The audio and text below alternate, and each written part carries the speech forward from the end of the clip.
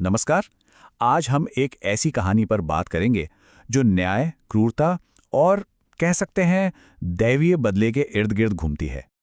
तो चलिए कहानी की शुरुआत करते हैं उसकी सबसे आखिर और सबसे डरावनी लाइन से। ये एक लाइन ही समझिए पूरी कहानी का निचोड़ है, जो उन सभी घटनाओं को एक फ्रेम में बांध देती है जिन्हें हम अभी समझने वाले हैं।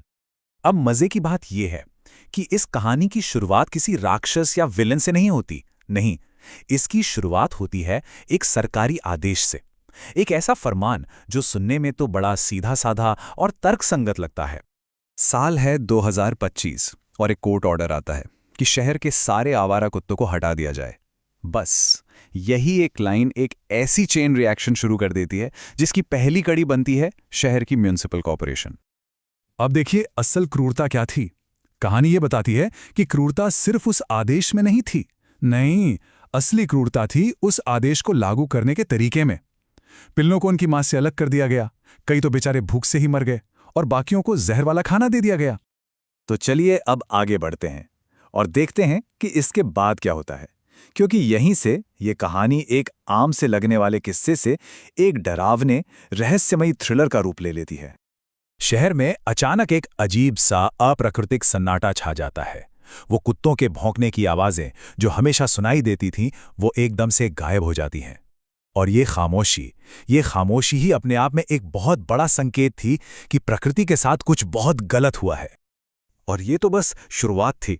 पहले दिन शहर में एक बेचैन कर देने वाला सन्नाटा।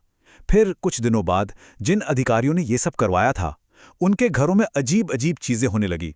दरवाजे अपने आप खुल जाते, कहीं से रोने की आवाजें आती, और फिर तो हद ही हो गई। इस काम में शामिल लोगों के साथ एक के बाद एक अजीब हादसे होने लगे, वो भी चुन चुन कर।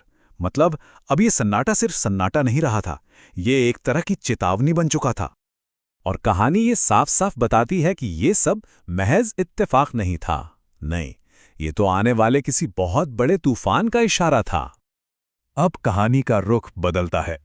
जो अब तक छोटे मोटे अपशकुन लग रहे थे, वो अब एक दैवीय गुस्से का रूप लेने वाले थे। यहां पर कहानी अपने असली आध्यात्मिक पहलू को सामने लाती है। देखिए आगे क्या हुआ ये समझने के लिए पहले हमें पशुपतिनाथ के बारे में जानना होगा। पशुपतिनाथ यानी भगवान शिव का वो रूप जिन्हें सभी पशु पक्षियों का स्वामी, उनका रक्षक माना जाता है। और यहां उन्हीं के प्राणियों को सताया गया था। और फिर नेपाल के एक मंदिर से एक पुजारी की आवाज गूंजती है, महादेव क्रोधित हैं। जिन बेजुबानों पर अत्याचार हुआ है, उनका बदला अब वो खुद लेंगे। ये समझिए, ये इंसानों की तरफ से दी गई आखिरी चेतावनी थी। इसके पहले कि कोई ऐसी ताकत सामने आए जो इंसान के बस से बाहर हो। और फिर धरती कांप उठती है। पूरा उत्तर भारत एक जबरदस्त भूकंप से हिल जाता है। ये कोई आम भूकंप नहीं था, ये उस दैवीय गुस्से का सीधा सीधा सबूत था, एक जीता जागता प्रमाण।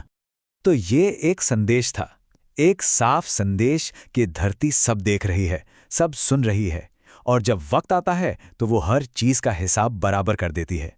मतलब कहानी इसे सिर्फ एक कुदरती आफत की तरह नहीं दिखाती, बल्कि एक तरह के कॉस्मिक जस्टिस यानी ब्रह्मांडीय न्याय की तरह पेश करती है। इस भूकंप के बाद यानी क्लाइमैक्स के बाद कहानी अब अपने अंजाम की तरफ बढ़ती है। और यहां पर हमें इस पूरी कहानी का असली सबक, असली मतलब समझ में आता है।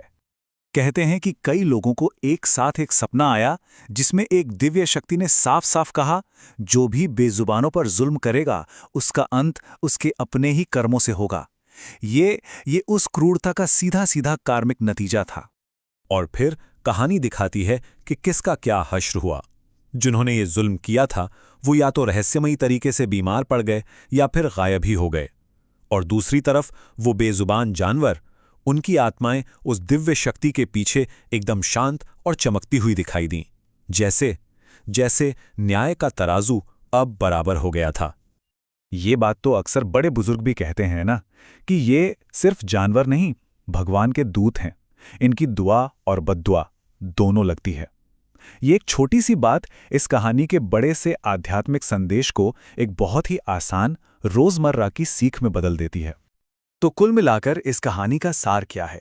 सार ये है कि जब जब इंसान अपनी हदें पार करता है तो कुदरत या प्रकृति खुद बीच में आती है। ये एक बहुत बड़ी चेतावनी है। और आखिर में कहानी हमारे सामने एक सवाल छोड़ जाती है, अगर हर एक्शन का एक रिएक्शन होता है तो फिर क्रूरता करने की, जुल्म करने की कीमत क्या होती है? और ये एक ऐसा सवाल है जिसका जवाब सिर्फ इस कहानी में नहीं, बल्कि हमें अपने आसपास भी ढूंढना होगा।